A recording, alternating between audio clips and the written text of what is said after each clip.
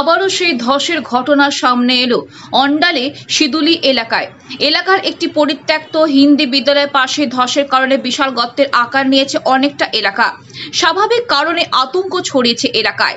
জামবাদ কাজরা ইউনিটের KKSC শ্রমিক সংগঠনের সভাপতি অনুপ আচার্য জানান, এই এলাকায় বছর 15 আগে একবার ধসের ঘটনা ঘটেছিল। তার 100 ফুট দূরে আবার ধসের ঘটনা ঘটায় স্বাভাবিক কারণে আতঙ্কিত এলাকাবাসী।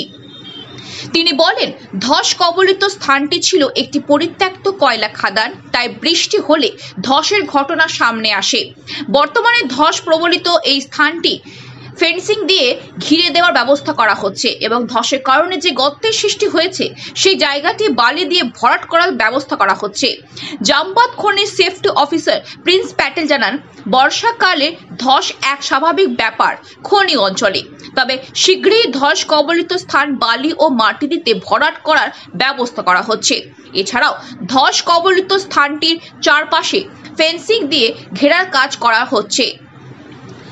दुर्गापुर থেকে আব্দুল মোতালিবের रिपोर्ट, दुर्गापुर 24x7।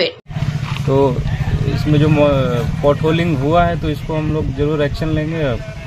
अभी फेंसिंग करा रहे हैं, उसके बाद में इस पर चर्चा करेंगे क्या है प्लान वगैरह देख के क्या करना होगा। रास्ता है, लोग आए जाएगा, लेकिन इसको हम लोग इसको ट्रीट करेंगे, फेंसिंग करेंगे। और मैं सेफ्टी ऑफिसर हूँ प्रिंस पटेल। ছিল পুরনো মাইনটা আমাদের ছিল, এগুলো এসকে ফার্স্ট জাম্বার প্রপার্টি, এটা পুরো ওদের লিজোল এরিয়া, ওই জন্য এটা এখন ওই মাইনতে ধস নামছে। এর আগে এখানে ধস হয়েছিল কিছুদিন আগে, বছর 10-15 আগে এখানে ধস হয়েছিল।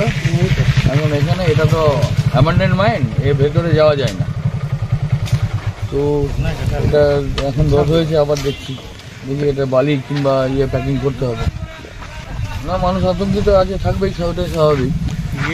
কিন্তু এটা তো আমাদের এটা দেখি আমরা প্ল্যান দেখে আমরা এটা নিয়ে ডিসকাস করে আমরা এটাকে আপাতত ফেন্সিং করে দিচ্ছি।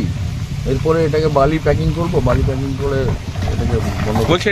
রাস্তা এটা তো ডেঞ্জার বটেই, এটাকে এখন আমাদেরকে এটা দেখতে হবে, প্ল্যান নিয়ে দেখে এটাকে ব্যবস্থা করতে হবে।